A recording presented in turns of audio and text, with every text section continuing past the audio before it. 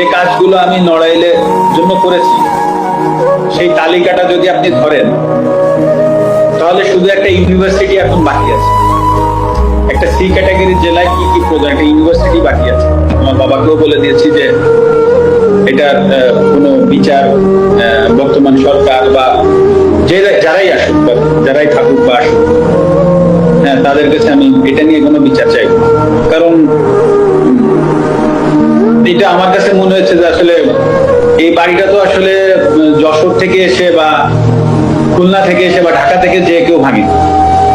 হ্যাঁ, নড়াইলের মানুষ কোনো না কোনো জায়গা থেকে উঠে এসে ভাঙছে।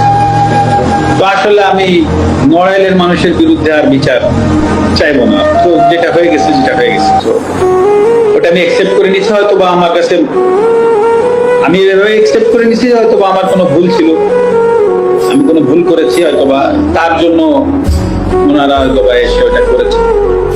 তো আমার মনে যদি বিন্দুমাত্র কষ্ট এখন আর নাই, আমি মানে কষ্ট নাই এই কথাটা ভুল, মানে কারো প্রতি রাগ ক্ষোভ এগুলো কিছুই নাই।